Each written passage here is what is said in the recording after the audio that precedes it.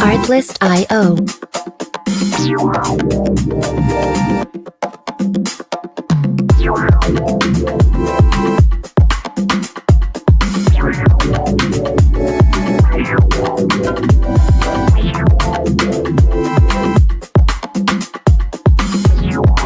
Music licensing reimagined.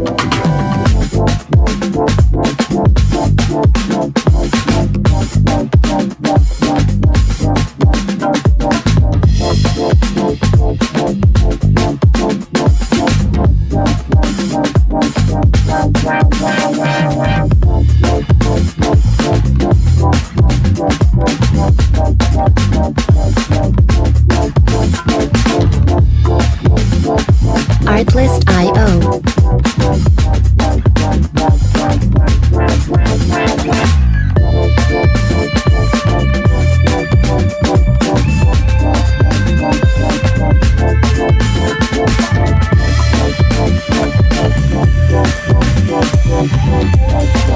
Music licensing reimagined.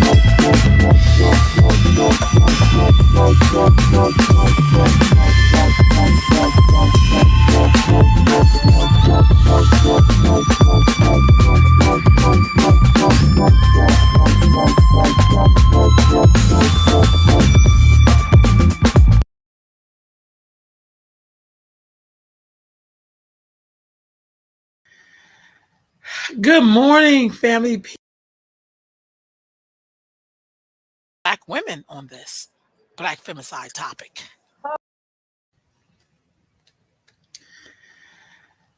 Good morning, family. Peace and blessings, and welcome to another Sunday Sitting with Sisters. I am your host, Sister Ro, Mama Ro for some. And before I bring on our awesome guests, I love sitting with sisters. I want to remind you all to please stop complaining about social media sites. We do have our own. It's called OBT Social App. It is Black owned and operated, and they are trying to target and bring on African Americans, African descendants, Black folks.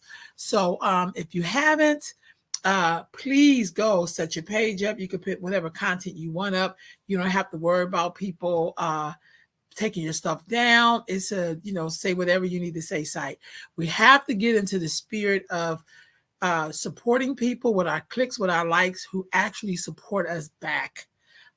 So if you can, there it is on the screen, OBT Social. It's an app. I am on there myself. So I decided for the month of September that every time I do a Sunday Sitting with Sisters, I'm going to highlight this site, because in order to do for self, you have to be able to support yourself and people who believe as you believe. So go to OBT Social, set your page up, and let's support Black for real, family. All right, so now I'm going to get into my guest. This is a show that I've been wanting to do for a while, and I'm going to have to dedicate a little bit more time to this. We're going to bring our guest on. We're going to bring on Sister Rosa from Black Femicide USA. How you doing, sis? Oh, I'm doing good. I'm so glad to be back here. It's been a while since we talked. You were the first person I ever interviewed with, and so I have a fondness for you. So I'm glad to be back. Thank you, sis. Well, it was totally my pleasure. The work you do, unfortunately, is about the death of Black women and girls, but somebody has to report this news and to keep us on top of it, because we'll forget our last name for real. You know what I'm saying? So with that being said, tell us, what is Black femicide? Black femicide is the homicide or murders of Black women and girls.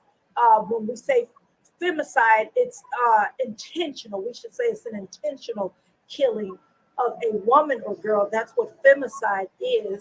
But I specifically say Black femicide because my focus is on the Black community. Now, when did you start looking at just the femicide rate in general? When did you start doing that? I actually started doing this on my own about 10 years ago. And I went to social media about 4 years ago, about 2018, 2019, the end of Mm-hmm. 2018, something like Mm-hmm. that. And so I started putting the data on social media at that time. At that time, it was just Facebook. Of course, it evolved to Instagram and Twitter. And just a side note right now, Instagram is down. I'm trying to decide what I'm going to do, if I'm going to bring that site back up or not. So, but Facebook and Twitter are active. Have you ever thought about uploading some of these things to TikTok? Actually, I am in the process of doing that.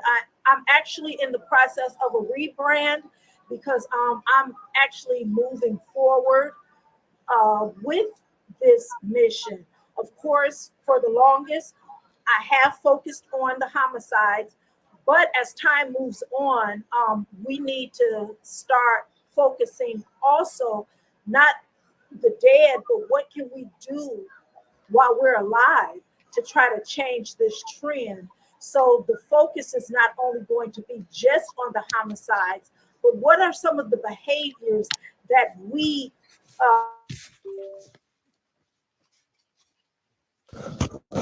mental health nurse. So I kind of believe in behavior modification.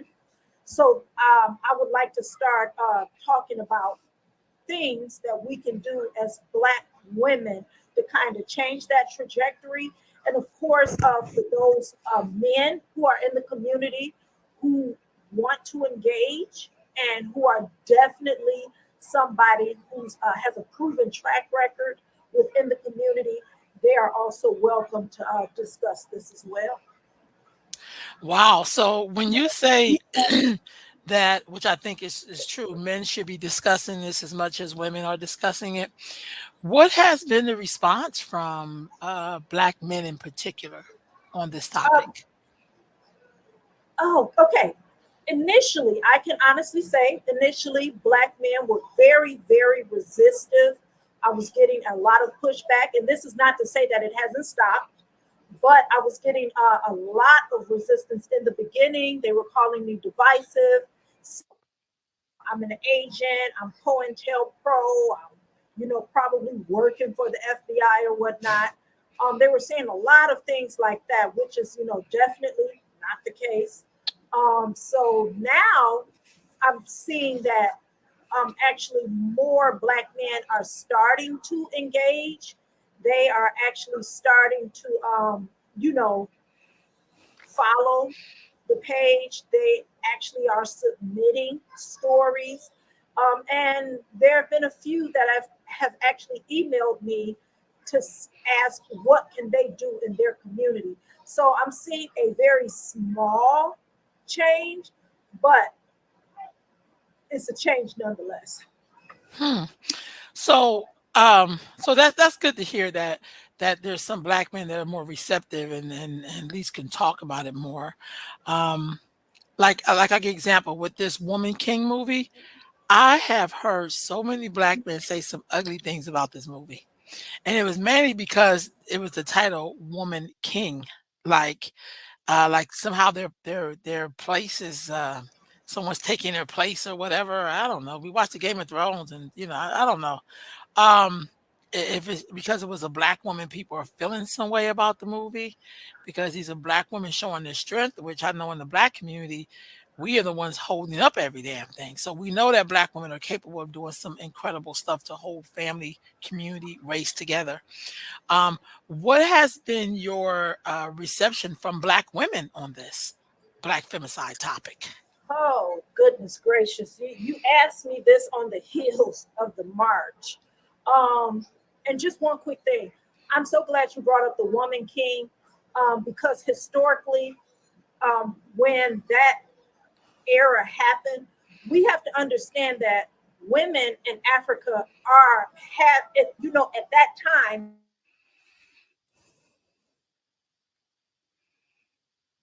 something like, Rosa, you froze. Say that again. You said women at that time, you froze. okay, I said women historically in Africa were referred to as kings. They didn't have a denote.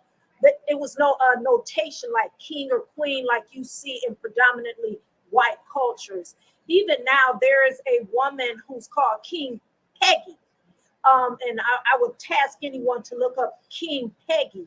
She was actually a secretary uh, here in America whose lineage in Africa was to this village, and she was in line to be the king of this village. And so she flies back and forth from America to Africa, and she's known as King Peggy. There was a book written about her, made national news. So we have to understand historically, culturally, it's different from white culture to black culture, because I saw that there was pushback on her being called a king because they don't know the history of Africa and what it means to be a king. That could be a man or woman's title in Africa.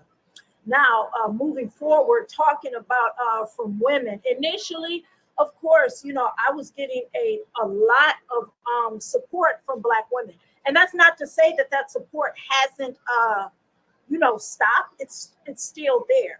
I will say this. There was some, because I'm going to be open and honest, there was some controversy after the march was over.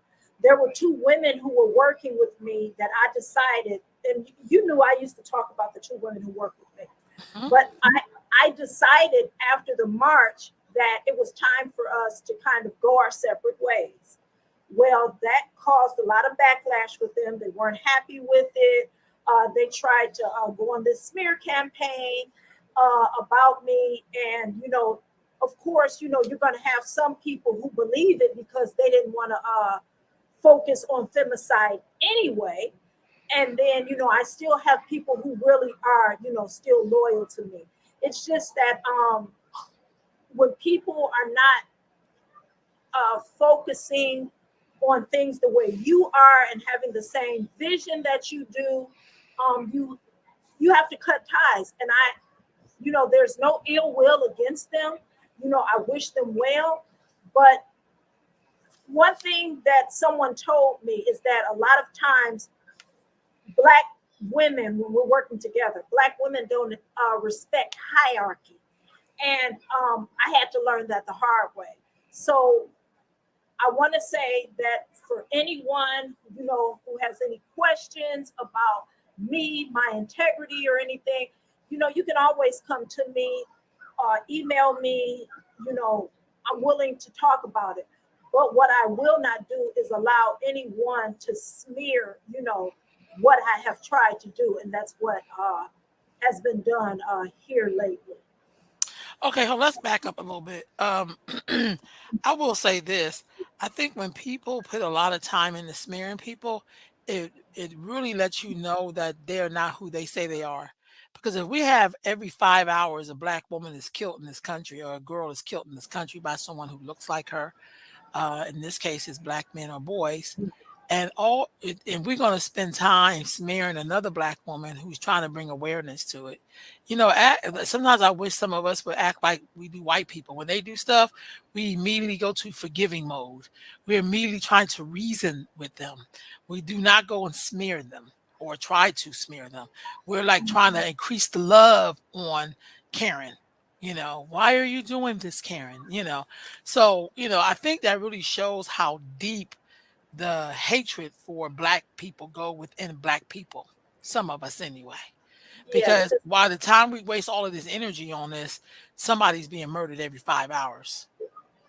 Yes, and I would like to say, again, I try not to bring up the negative, negative things that people, are trying to put out there. But, my integrity and who I am, I feel that I have to stand up for it. When a person, I've always maintained that I do not argue with my followers and, things of that nature. I don't like to sit up and say things that if a white person said those things, it will be seen as racist. So I don't think that we should be doing those things to one another. Sitting up saying someone deserves a George Floyd neck massage, for instance. What? That's disturbing to me. Sitting up arguing with someone because they are just because they don't have the same viewpoint as you. I'm not a totalitarian. Those are the kinds of things that was going on my social media. So that's why I did have to separate, because now you're damaging my brand by saying things under my name. Like if you see Black Femicide responding, this is why the Instagram is shut down right now. If you see Black Femicide responding, I'm the face of Black Femicide. So people are automatically going to assume.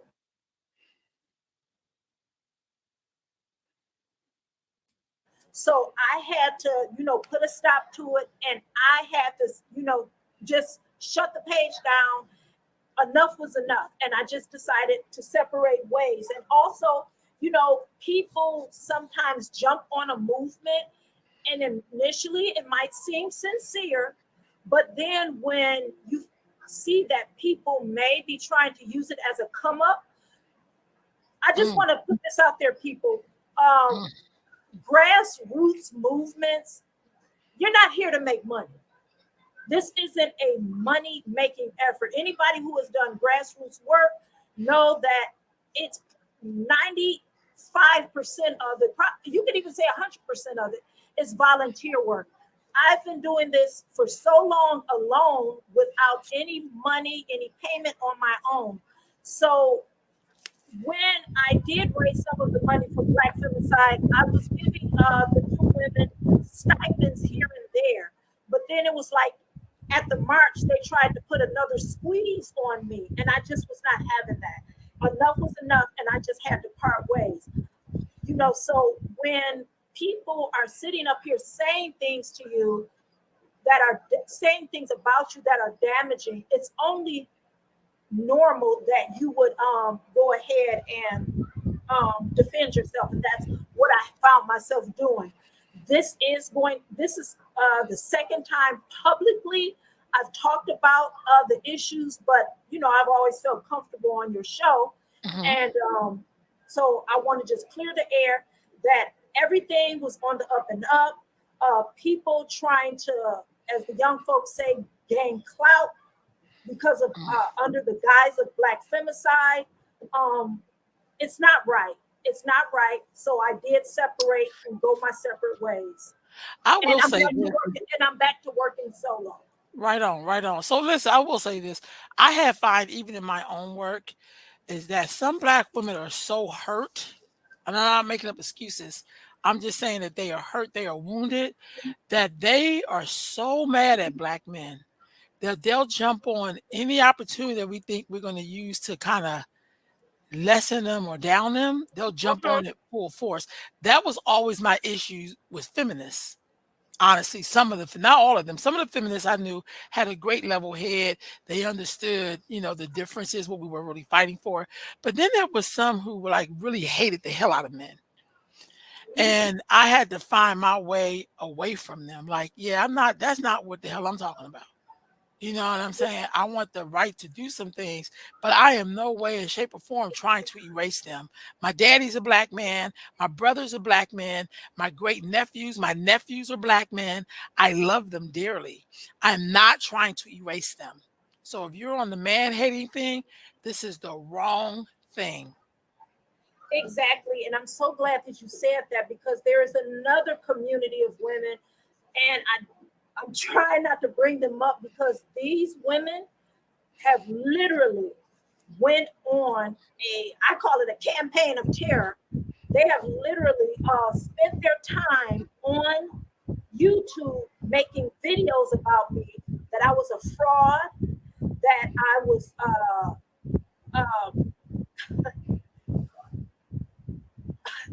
I'm trying to use the proper language. But anyway, these are women who say that they are no longer a part of the Black community. They date out and whatnot. So because I stated, and this is exactly what I stated. I stated that black women and black men are going to have to work together in order to see this thing through. When I said that, this particular sector of women decided that oh goodness, she's telling us to join hands with our oppressor. She's telling us to be friends with our killers, right? And my thing is this: majority of black women are going to be black men, are going to be within the black community. So I don't see why what I said was so controversial. Just like majority of white women are going to be with white men, Asian, so on and so forth. But the moment that I stated that, they tried to go on the again. You can go on YouTube and you'll see it. It's vile. It's really vile. And these women are just saying that I'm, excuse my language, but they're calling me a mammy. I think you should. I think you should take them to Judge Mathis. It's Because Judge Mathis hate because when you put stuff on tape like this and you know drop names whatever, you could be sued for slander, and you could be liable. And I think like that lady just got sued by Cardi B. That was the president. I'm glad she did that. Because I think like people are speaking on things they know nothing of, or on people. Most times it's out of hatred and jealousy. It's not like you giving us some information that can save our life. right. Like don't play with matches or something like that. But you're saying some stuff because you're clout chasing and you have a hatred for this person because she is a black woman. That's got to be what it is. Even though you may appear as a black woman, but it's appearing how you feel about yourself. Because it's a Yeah, bigger picture here. yeah, it is. And I just don't as I've been doing this work, I've been seeing a very, very ugly side of black women. This past year has shown me a lot about black women that I honestly I had to step back and really regroup and reset, because I was to the point with all of this vile propaganda being put out there against me. Mhm. I was to the point to say, you know what? Forget it. Just forget it. And people have to understand that in our community, when people walk away, a lot of times there's a reason why people Mhm. walk away and I just agree. throw in the towel. Because I was literally at the point where I said, you know what? I'm going to shut everything down and be done with it. These women don't care about themselves. You're arguing. Why is it that we cannot be focused on the fact that mortality is at risk? This is literally a life and death issue. And you want me to be concerned about who black women are mating and dating with. I'm not a dating expert. I've never told a black woman who she should be with. My mantra has always been, I want black women to be happy, healthy, safe, and sane. And that is across the board. I don't care who you date. It doesn't matter to me. Our lives are at risk. And we're sitting up here arguing about staying in the black community or out of the black community. You can do what you want to, because you're going to take the same behavior outside of the community. You're just, nothing's going to change. Just like the saying goes, wherever you go, there you are. So if you're going to take that same nasty negative attitude and take it to another community, you're still going to. That's why I said I'm going to start focusing on the living and behavior modification and things we can do to save ourselves, because it's obvious that it's a lot deeper than what we think. Mm. So let's start right there. Do you know what the numbers were in 2008 when you started officially tracking the Black femicide numbers? It was 2012. At that that time, the FBI was saying it was every 19 hours, and that was across the board. It was every 19 hours. That is the reason that I started the work, because I knew that in our community alone, it was more than every 19 hours. You know, to say in the United States, let's just be. She'll be right back up, y'all. Being murdered. Say that again. You froze again, Rosa. You Okay. said every 19 hours in 2012 when you started to study all Yes. of the women in the U.S. Yes, they said every 19 hours a woman was being murdered in the U.S. That was across the board, no matter what the race was. In my mind, I knew as a nurse what I saw was not that, and I knew that that wasn't the case. And you know, it just makes sense to me. You're saying every 19 hours, one woman across America was being murdered. That just didn't make sense. So I started studying. At that time, I cut it down to every 10 hours. So it went from 19 to every 10, specifically with the Black community. So it was, yeah. So it was like every 10 hours. And what year was that? That was 2012. That was 2012. I mean, no, every 10 hours when you cut it down to 10 hours. When was that? Yes, that was in well, that's when I started in 2012. So we'll say 2013, because I had to do it for a whole year before I got the numbers correctly. And so as time marched on, you know, it kind of stagnated right there at every 10 hours. So then when we moved into 2018, 2019, it was every 8 hours. And so in 2020, I started using the hashtag every 8 hours, right? So that's when the first march was planned for Atlanta for 2021. And so by the time we got to Atlanta and did that march, it was every 8 hours in 2021. By the end of 2021, right now, from the end of 2021 to now, we're hovering now between every 5 to 6 hours, which is just unfathomable. And I can say the FBI, their numbers even corroborate with what I'm saying. In fact, the CDC's numbers are higher than mine and the FBI's. And the reason we see that is because the CDC, they track everything, because physicians, nurses, you know, we're mandated reporters. So our numbers are going to look a little different than the FBI's. The reason that the FBI's numbers look the way they do is because every locality does not have to report their numbers. They're not mandated. It's just a gratuity that they just give their numbers to the FBI. You know, and there's a reason for that.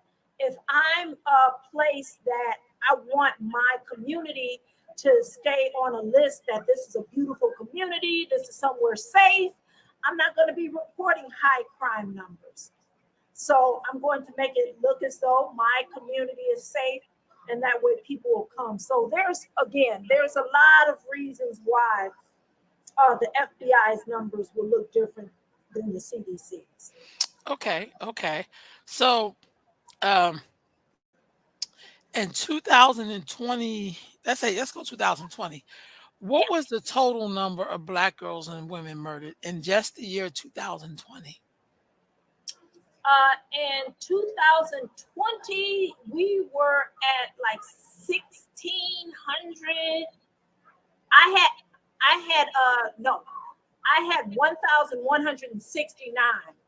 The FBI actually said it was somewhere about 1,440, whereas the CDC's number actually was 1,821. Wow. which roughly that's 5 women and girls a day. So that's the comparison right now. I don't have the CDC's or FBI's numbers for 2021 yet. Okay. So when we look at these numbers, I think this is just me. I don't understand why in the Black community we are not taking this, some of us are not taking this as a state of emergency. Like we do when a cop shoots somebody Black, even though we kill each other up every day and people want to say, well, it's different. No, it ain't. It's no different at all. Don't tell me, oh, well, they get paid to protect us. Yeah, but you that's because they're not getting paid them and you have the right to kill me, other Black And person. I'm so glad you said that because yes, they are civil servants and they work for us. I get that. But it angers me that we don't look at each other and say, I expect more from you because you look like me. Hmm. I expect more from you because you're a part of my community. So why should I expect someone who's not of my community, who do not look like me? Why am I holding them to a higher level of Hmm. regard than my next door neighbor if I'm in the Black community? That makes absolutely no sense to me. We have no sense of community. We expect people to give more to us than we give to ourselves.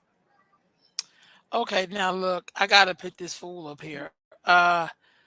Like even with his case, if I hear another Black person tell me about comparing his crime to the white Jewish dude, it's kind of like, who does that? Like, first of all, why did he exist so long in our communities doing some of the things that he did? And once again, it's deflection. It's Mm, simply deflection.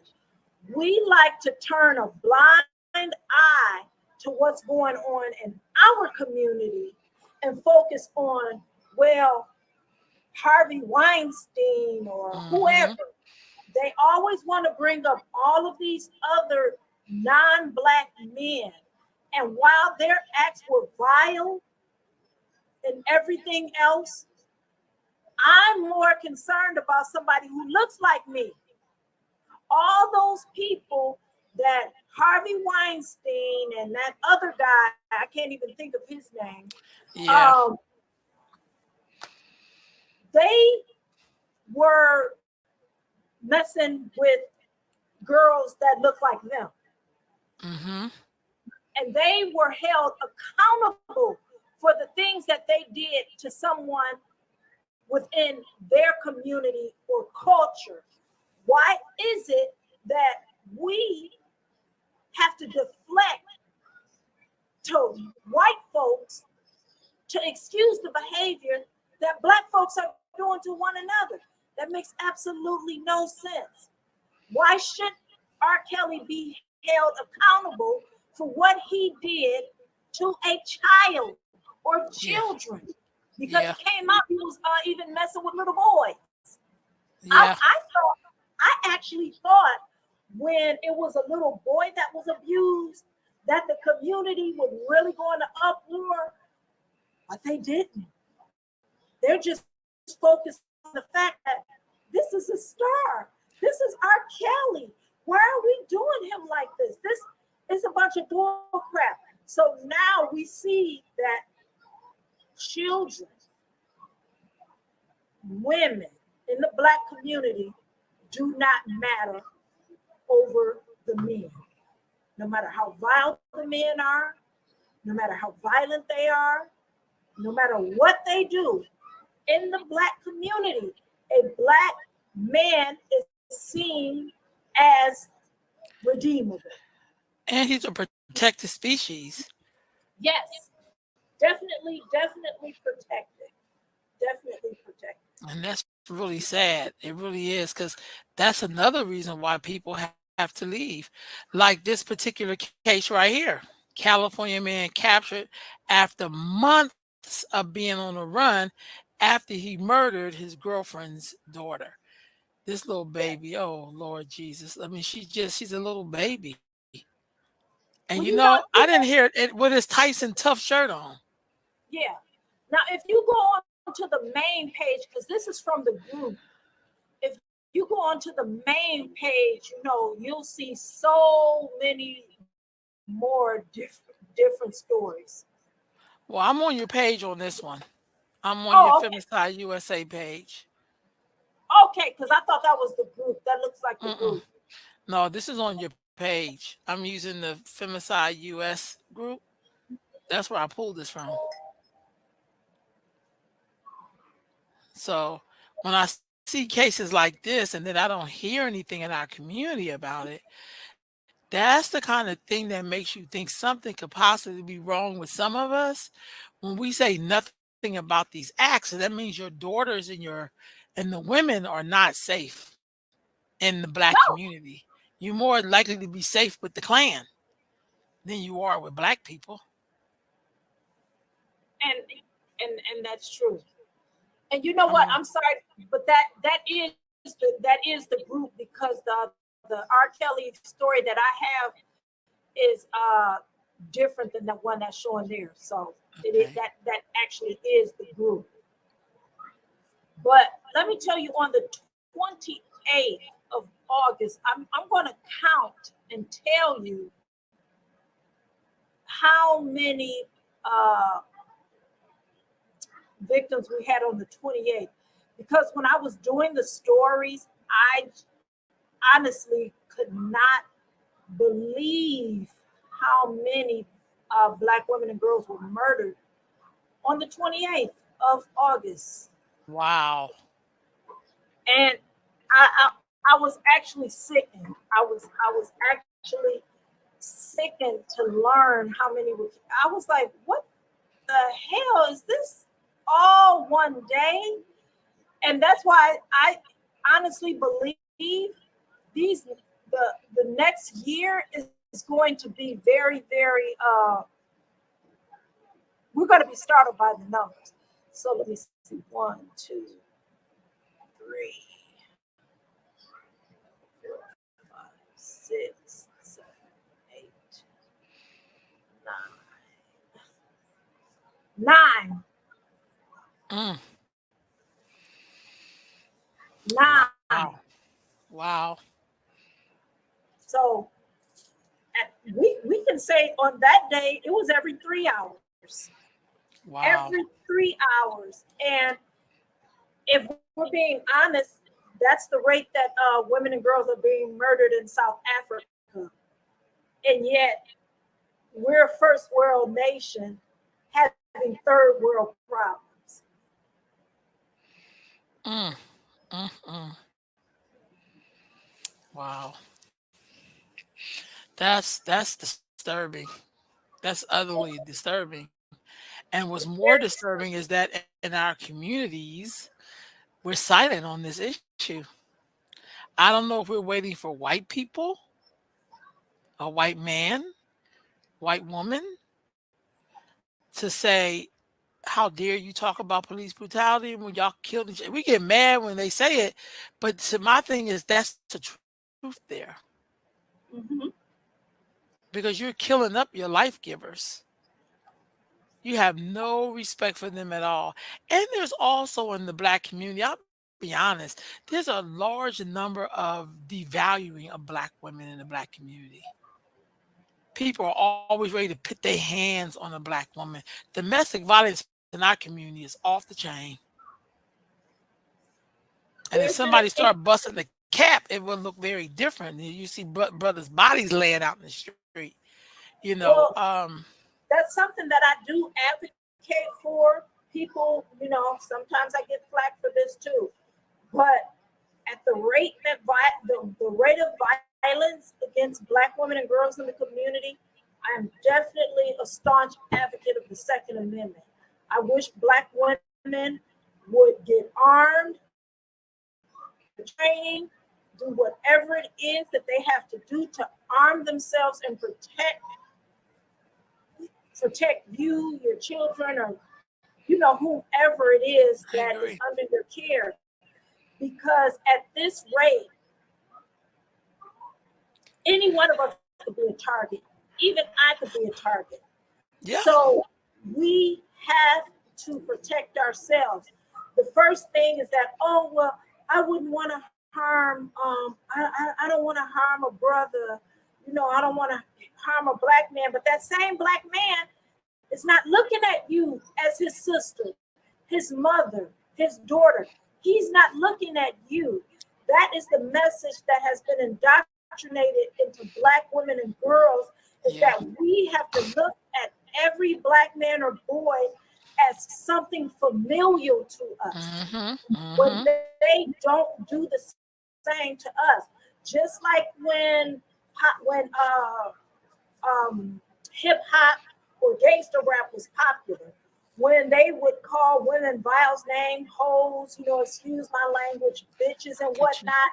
The first thing that people would say is, well, he ain't talking about me, but he talking about somebody's sister. He's talking about somebody's mama. So we have to start compartmentalizing as well too. Every person that you look like does not have pure intentions for you. And I'm sorry, you cannot look at the rate of violence within our community. You cannot let your guard down. You cannot afford to be a fool thinking that someone has your best interest at heart when you don't even know them. Yeah. I think we just have to stop protecting everything. We don't have to do that anymore. No, I think no, that's something that come right up out of slavery, where you try to protect everybody, not your job, not your place. yeah, Protect yourself and yours. I feel like, because a lot of brothers, they know these women are their sisters and their mamas, but they don't have no respect and love for their sister or mama, because they kill it so, like, they kill people like drinking a glass of water. They're very familiar with it. It doesn't really mean anything. It's like a plastic cup. Like, there's something just really, throw it really, in the really trash wrong. when you're done. Yeah, or just throw it on the ground. So, like some of these dirty cities we got in America. So, I feel like we don't want to be honest about, you know, these relationships we got going on with each other. And that's why some people rather go be so-called whitewashed, because it's safer. You'll be able to wake up tomorrow. See, and and that's sad. That's sad that as black folks, even we as black folks know that our communities are not safe.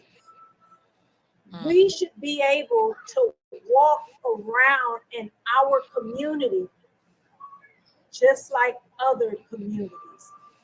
We should not have to worry about our grandmother being murdered because she's just sitting on her porch. I just reported a story about an 85-year-old woman just getting murdered from a drive-by. This is normal in our communities. And then you have other people from outside the community who do view us as animals. When we're sitting up here killing each other wholesale, like it's a walk in the park, it's just a regular day. And then when other people judge us by that behavior, we get angry. But the reality is that we have to start valuing our lives. Many of those who do value our lives, we have moved away from the community. hmm We have moved away from the community to keep ourselves and our children and our loved ones safe. And you can't blame any of us for doing so. That's so true. That's so true. So listen, this one case, Sister Rosa, this sister being forced to she's a US teen who killed her Yes, rapist, was sentenced to order to pay 150K in yes. restitution. I don't Okay, understand that. okay. This is the thing that I had to explain. Um, that was codified in their law in Iowa. That has something that they have written, and it was not particular to her. Any person who murders somebody in the state of Iowa has to pay at least 150,000 or more to the family for restitution. She's not the first person that they did this to. The judge himself said he did not want to do this, but that's codified into the law there. So it's really nothing that really was not the judge's call. Is there That's not anything law. in that law that said if that rapist had lived, do he get to pay her for what he's taken? Right, right, right. Because But I you think can't. people who write these laws are probably guilty of doing some of this shit, And you honestly, know what? I'm because so it don't glad make you no brought. sense. I'm so glad you brought up this case right here. So far, I believe the last time I checked, her GoFundMe was almost at $500,000. So she does have a GoFundMe that was started by her math teacher. But let's go back to talk about how we don't value each other. Okay. The reason that this young lady was put in the position that she was put in, and family, we need to talk about this because this is reality. She was escaping an abusive home, and she was sleeping in the stairwell of an apartment that made her vulnerable. And that's how this whole thing started rolling. Her home was not safe. She ran away from an abusive home. So when are we going to have the talk about homes not being safe for children? It should have never been like this. She should have Mhm. never sought safety in a stairwell of an apartment rather than being at home. So this is how the ball got rolling. Had she not had to run away from that, this would not be her life. But we need to start talking about these bad homes that many Black folks know are happening. And again, we turn a blind eye and a deaf ear to the children that are being abused. And now this young lady is in this precarious situation because she had no safe place to land. Mm. She had no safe space. She should have not been in a stairwell where these men, twice her age, took advantage of her, and she had to turn to murder to get out of that situation. We need to have that conversation, family, because she should have never been living or sleeping in a stairwell to begin with. And right now, a math teacher is the one who started a GoFundMe to help this girl get back on her feet. I just hope no greedy family members who had turned their backs on her before don't try to come back into her life now that she's raised all this money, because we know how we do. Hmm. That's real talk. You said a whole lot right there. I wonder, in a lot of these black femicide cases, how many of those cases are domestic violence going terribly wrong? How many of those women have been abused themselves Yes, before being murdered? Because some of the stuff women put up with, and I'm saying put up with for lack of a better word, usually they right. have some history of some kind of violence in their house or in their, in their immediate environment. Yes, they do. I can say the FBI said that like set, we'll go ahead and say around 70% of the cases are domestic violence, whether that's Mm. partner, family member, boyfriend, what have you. There's usually some familiarity there. And then, the rest are unknown. But, you know, it says law enforcement is less likely to know Black women and girls' relationship to their killers. They say in almost half the cases, they report that local law enforcement says that it's unknown. But there's a lot of debate going back and forth with that because, as we know, in our community, we don't talk. We don't talk. So we know how it is. Word on the street is, and this, that, and the third.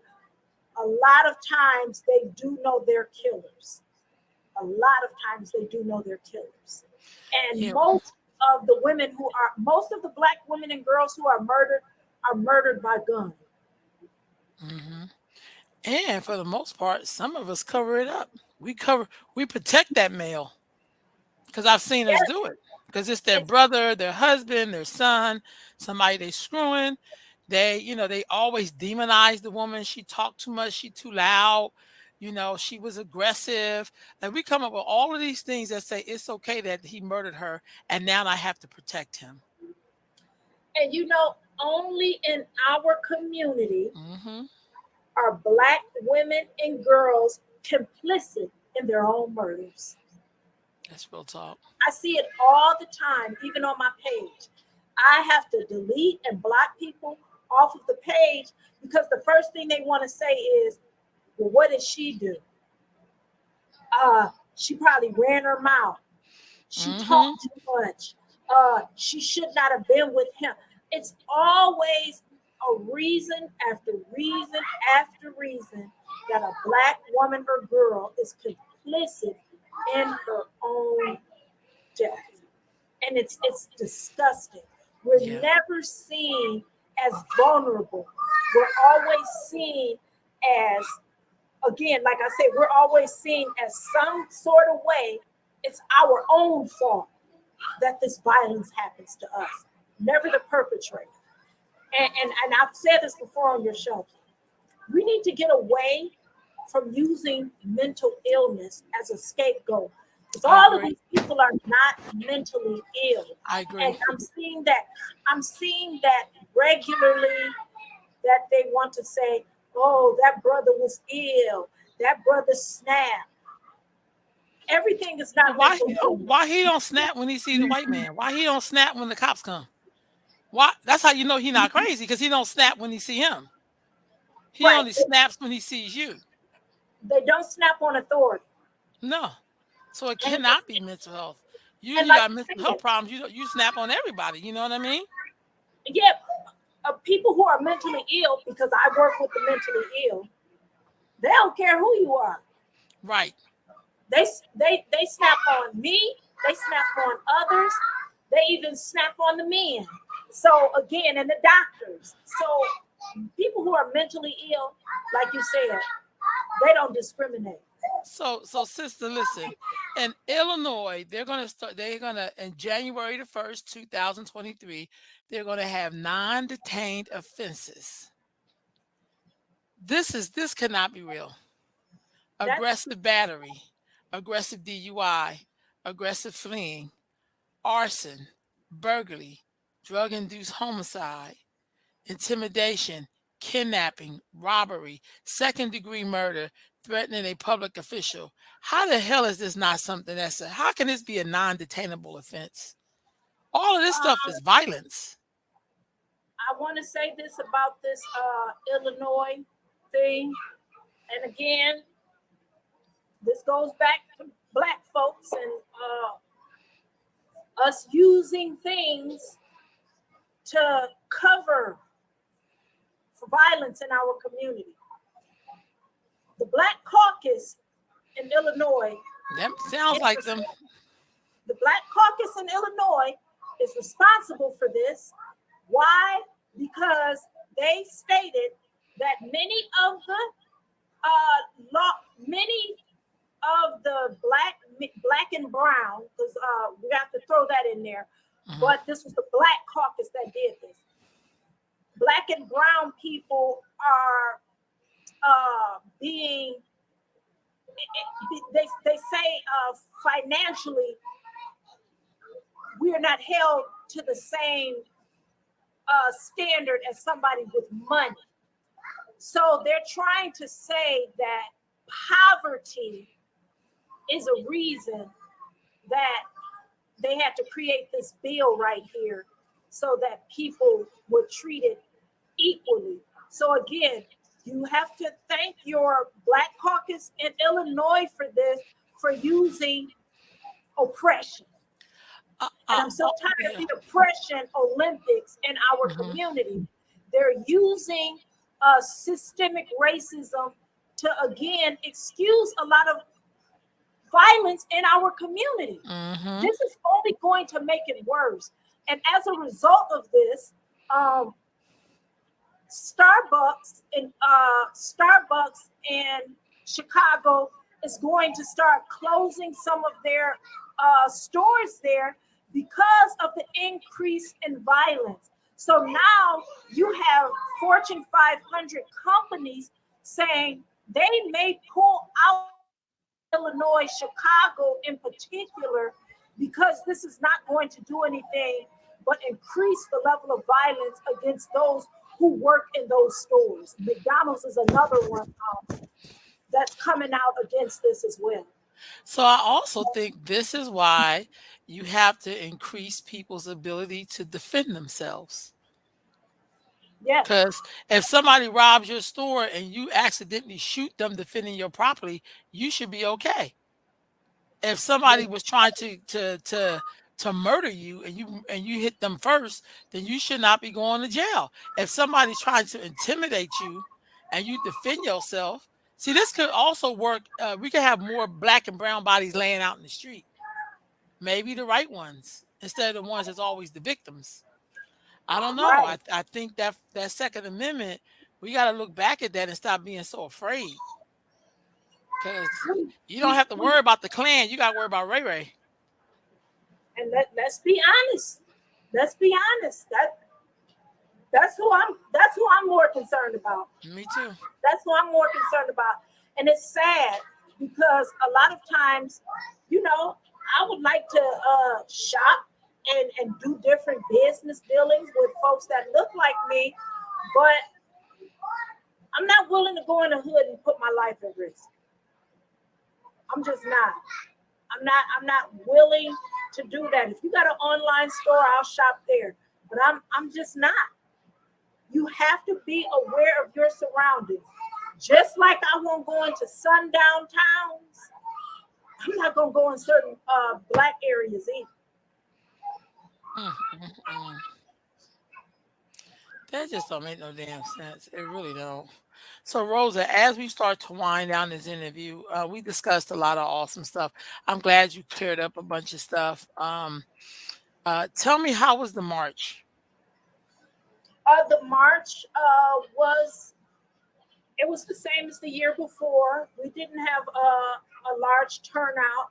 And again, I don't know what it was related to, but I do believe that some of it was related to some of the malicious propaganda that was put out there against me. Girl, they even had said that I took the money and moved to Canada. Like, what? I took the money and moved to Canada.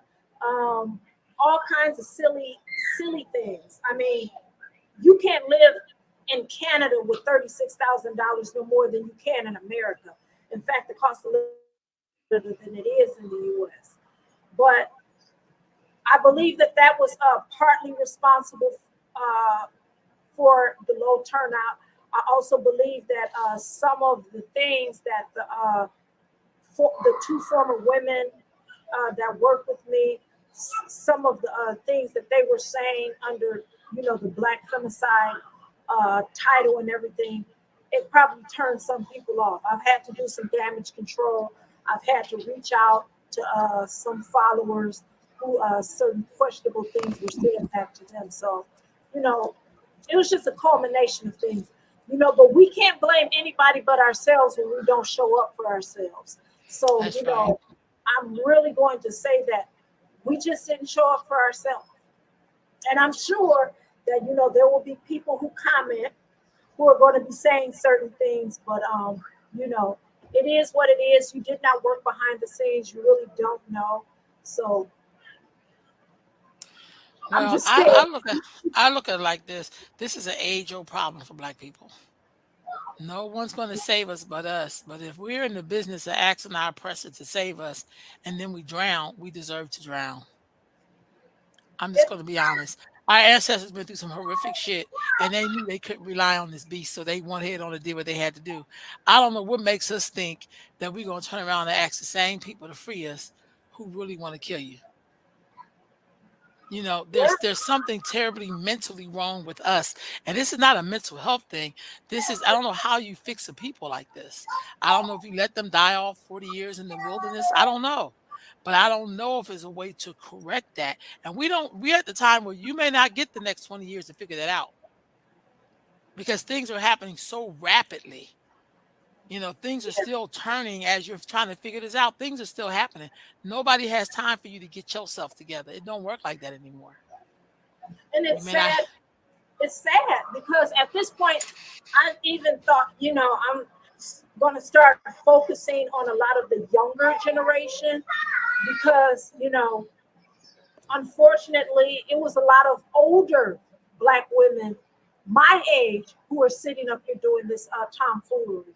So if we can reach the younger generation, I do believe that that's a step in the right direction. I agree. I do like the fact that you're focusing on the living in terms of what we could do to protect our girls and women, to make healthier choices and feel good about themselves so they wouldn't find themselves in these kind of predicaments. Tell me a little bit about that before we wrap up. Yes. I want young Black women to know that the world is bigger than the current community that they may be in, that their life does not have to be determined by where they are, that there are women out here who are willing to mentor you, who are willing to help you navigate through this thing called life so that you don't have to have the same mistakes that even women in your own family, maybe even your own mother, have made. Learn from the mistakes of us who are older than you, who are willing to be there for you. Get an education. And that doesn't necessarily mean going to college. You can get a trade.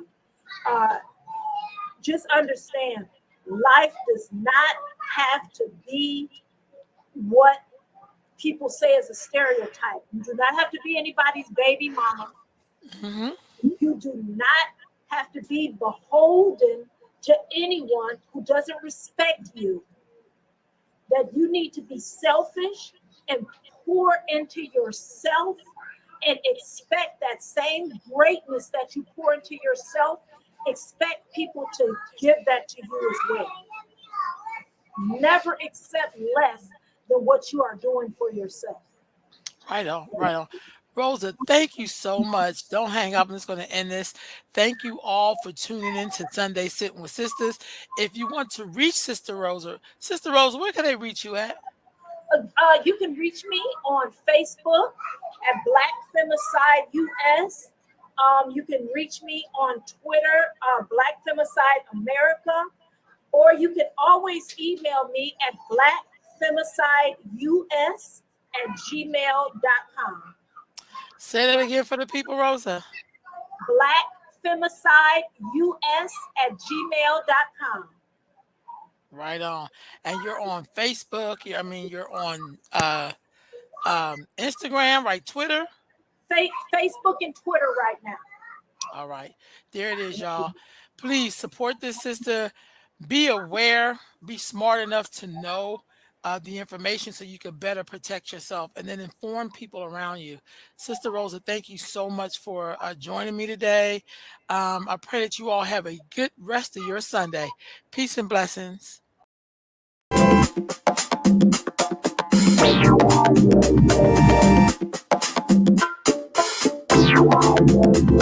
Artlist.io.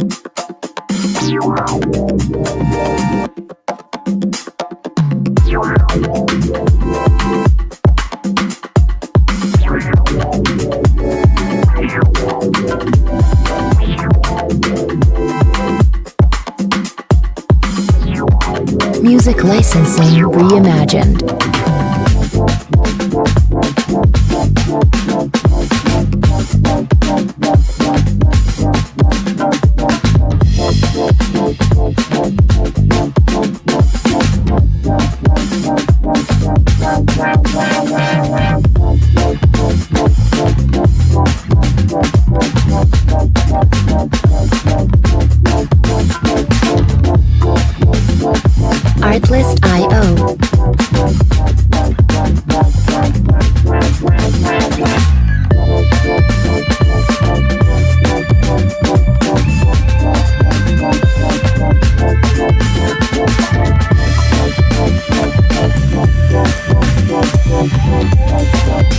Music licensing reimagined.